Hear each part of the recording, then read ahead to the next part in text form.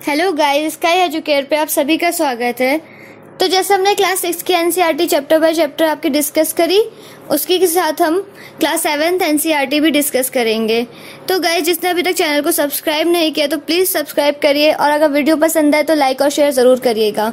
उसी के साथ आप बेल आइकन हिट करिए ताकि आपके पास सारी वीडियो के नोटिफिकेशन पहुँच जाए और आपका कोई भी एग्जाम से के रिलेवेंट क्वेश्चन ना ही आपका मिस हो पाए और आप सारी वीडियो कवर कर लें। तो गाइस, हम अपनी फर्स्ट वीडियो यानी कि NCERT first chapter first start करते हैं, जो कि आपका बुक का नेम क्या है, आपका आवर एनवायरनमेंट यानी कि हमारा पर्यावरण, जिसमें आप नोट्स देखेंगे और अदर फैक्ट देखेंगे। आपका जो फर्स्ट चैप्टर है वो उससे रिलेवेंट आपका एनवायरनमेंट यानी कि पर्यावरण से ही जुड़ा हुआ है, तो इसको हम देख लेते हैं।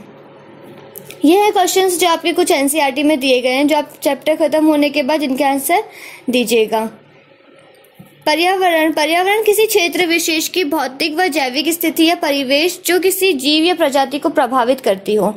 तो पर्यावरण हमारा अंग्रेजी के दो शब्दों से मिलकर बना है, जिसका मतलब जो है आपके परि और आवरण। परि और आवरण का मतलब होता है जो हमें चारों ओर से घेरे हुए है।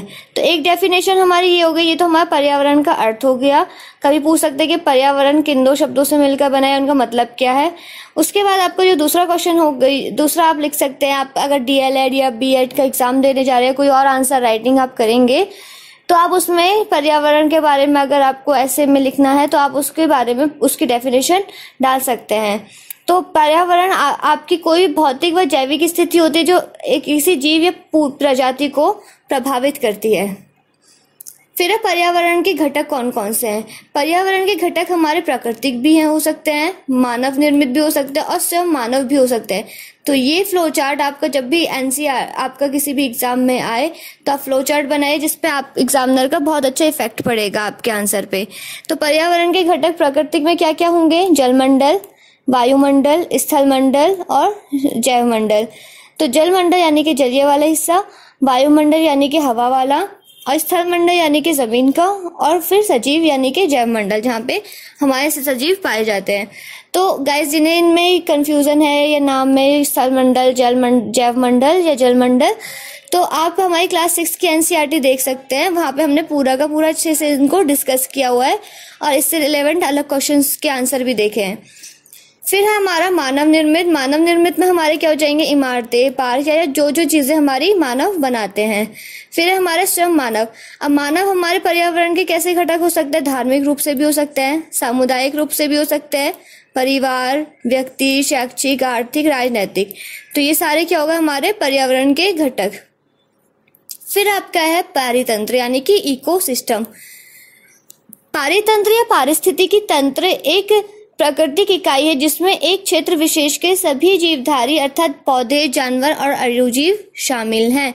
तो एक पारिस्थितिकी तंत्र जिसमें हमारे सारे के सारे सजीव या हमारे जितने भी इकाई शामिल होंगे उनको हम बोलते हैं पारितंत्र, यानी कि सभी जीवधारी आएंगे इसमें से, जिसमें कौन से होंगे? पौधे, जानवर, अणुजीव। अब ये कैसे होंगे? जैसे कि हम एग्जांपल ले लेते हैं कि हमारे पेड़ों से पत्तियां गिरी, पत्तियां सूखने के बाद उनका क्या हुआ?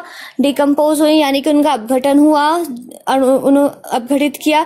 अपघटित होने के बाद वो मिट्टी में मिली, मिट्टी में मिलने के बाद वो दोबारा से उन्होंने पौधों को पोषक तत्व प्रदान किए। तो ये सब हमारा क्या, फिर वो पौधों को हमने इनटेक किया। तो ये सारा जो एक दूसरे से जुड़ा होता है इसे क्या बोलते हैं? आपका इकोसिस्टम यानी कि पारितंत्र। फिर है हमारा जैवमंडल।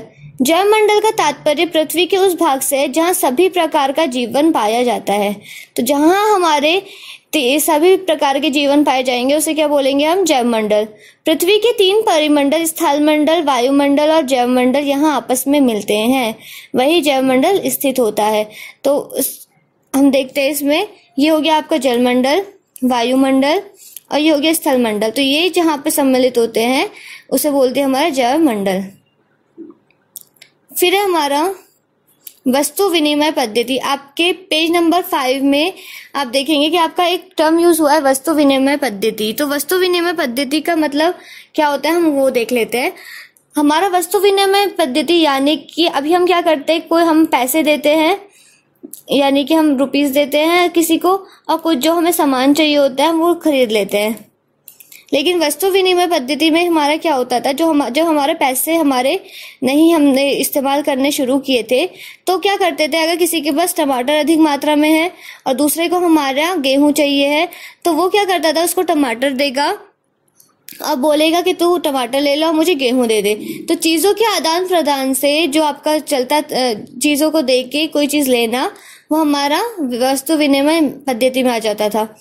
अब इसका हमारा नुकसान क्या होता था, जैसे सपोज इसके पास टमाटर है और इसके पास गेहूं है, तो ये बोलेगा तू टमाटर लेके मुझे गेहूं दे दे, लेकिन ये बोलेगा मेरे पास टमाटर भी है, जरूरी नहीं है कि इसके पास वही ना हो। ये बोलेगा कि मुझे तेल चाहिए, तो अब तू मुझे तेल दे तभी मैं तुझे गेहूं दूंगा।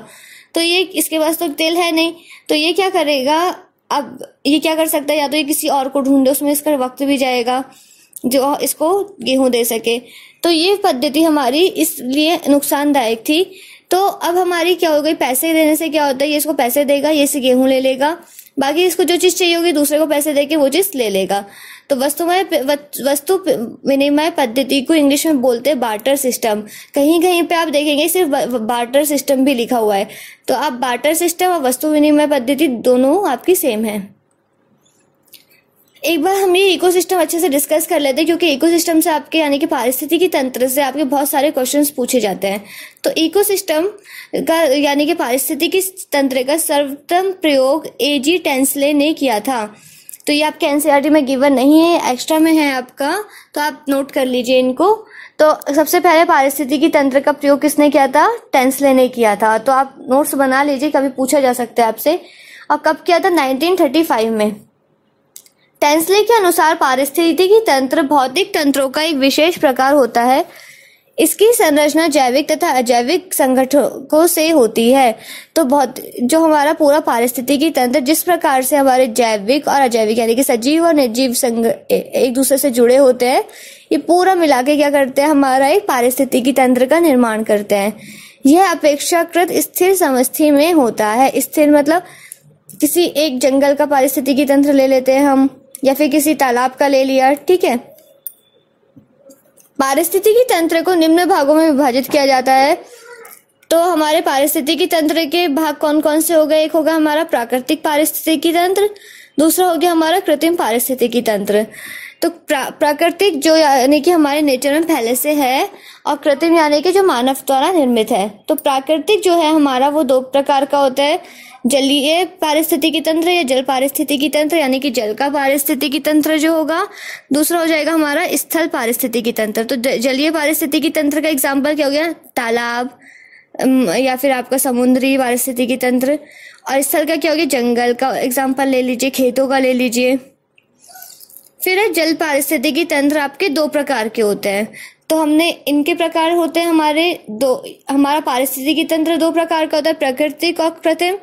फिर आएगा प्राकृतिक हमारा पारिस्थितिकी तंत्र भी दो प्रकार का होता है, जलीय और स्थलीय।